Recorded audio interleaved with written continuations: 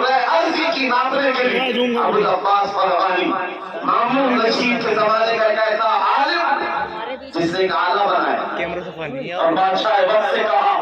میں پوری روئے زمین کی پیمائش کو اندازہ لگا کر کے بتانا چاہتا ہوں کہ اس دور کی بات کر رہا ہوں آج سے 1200 سال پہلے 1200 سال پہلے اور خلیفہ وقت نے اس کو سارے انتظامات کیے کوفہ کا ایک میدان منتخب کیا گیا کوفہ کا ایک صحرائی میدان تھا اس میں جا کر اس نے آلے نصب کیے اور اس کے بعد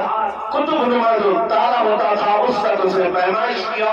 میں مختصر آپ کو بتا رہا ہوں ابو العباس فرغانی نے آج سے 1200 سال پہلے یہ لکھ کر کے بتایا تھا قرۂ ارضی کی پیمائش میں نے کیا ہے تقریباً پورا میں نے ناپ کر دیکھا 25,009 میل یہ پورے قرۂ ارضی کی پیمائش ہے وہ سمجھ اور آج میں بتاتا ہوں ٹیکنالوجی اتنی ہائی ہو چکی ہے سارے آلے آ چکے اسپیس میں جانے کے دعوے ہو چکے اب جا کے ان سے پوچھو قرۂ ارضی کو آپ نے بھی ناپا ہوگا اس دور میں جو سائنسدانوں نے بھی دیکھا ہوگا بتاؤ تمہاری قرۂ ارضی کی پیمائش کا نتیجہ کیا نکلتا ہے آج کا سائنس کہتا ہے 24,958 میل 1200 سال کے بعد نتیجے میں صرف 50 یا 60 میل کا فرق آتا ہے میں یہ ایک مثال دے رہا ہوں آپ کو یہ وہ علماء ذلیل احترام تھے جنہوں نے اپنے وجود سے پوری کائنات کو نفع بخشا ہے دنیا میں سب سے پہلے میڈیکل سائنس کو متعارف کرانے والا کون تھا وہ ابو بکر رازی جس نے سرجری کو اور بچوں کے امراض کو لوگوں کے سامنے لا کر دکھایا آج پتا ہے آپ کو ابو بکر رازی کے بارے میں پیرس میں کانفرنس ہو رہی اور لندن میں اس پر کتابیں لکھی جاتی ہیں یہ کون ہے ابو بکر رازی ابو بکر رازی کے متعلق فرمایا گیا تاریخ اسلام کا مشہور عالم عظیم بغداد کا آج ہاسپٹل بنانے کے لیے ایک علم ابو بکر رازی کا ہے حیرت ہوتی ہے اس زمانے میں خلیفہ وقت نے پوچھا ابو بکر رازی سے ہسپتال بنانا ہے کہاں بنایا جائے کیا طریقہ اختیار کیا کہا ایک جانور کو ذبح کر کے اس کی گوشت لائے گئے کہا بغداد کے ہر محلے میں ایک لکڑی میں گوشت کا ٹکڑا باندھ کر یہ رکھا گیا کھلی جگہ پر کہا گیا کہ اس کو ہواؤں میں چھوڑ دو 2 دن 3 دن گزر گئے اس کے بعد ابو بکر رازی نے کہا ہر گوشت کو میں دیکھنا چاہتا ہوں ہر محلے میں جو رکھا گیا سب کا تجزیہ کیا اور کہا جس میں سب سے کم سڑن تھی یا جو ابھی تک تر و تازہ تھا ابو بکر رازی نے کہا یہاں پر ہسپتال بننا چاہیے یہاں کی آب و ہوا مریض کی اچھی دنیا کو یہ علم دینے والا آج پورا یورپ ہماری کتابوں کو ترجمہ کرتے کرتے بہت آگے نکل گئے مجھے آج افسوس اس بات کا ہے جس قوم کے عروج کا یاد تھا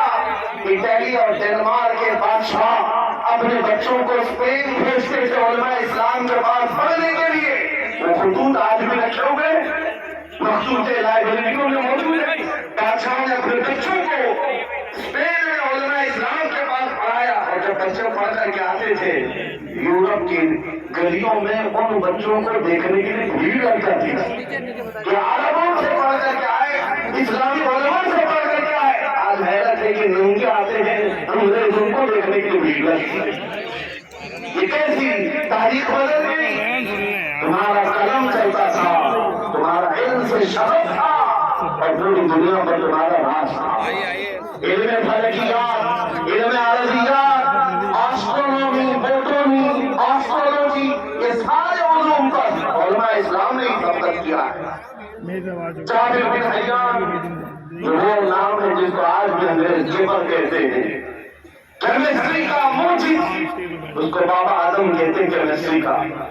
جابر بن حیان ایک ایسے گھر سے نکلا تھا اور اپنے آپ کو وقف کیا ہے کیمسٹری کے علم میں آج جتنی کتابیں ملتی ہیں اس کا اصل جابر بن حیان کی لکھی ہوئی ہے محمد بن موسیٰ الخوارزمی جس کو آج بھی دنیا استعمال کیے بغیر نہیں رہ سکتی جس کو الگورتھم کہا جاتا ہے چاہے وہ یوٹیوب ہو فیس بک ہو جتنے بھی آج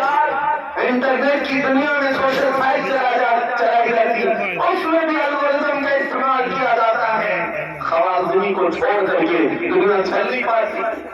वो अली सीना को छोड़कर रियाजी मैथमेटिक्स के फंडे हल नहीं हो पाते। ये सारे वो फख्र के अलामात मैं आपके सामने रख रहा हूँ मेरे अजीजों,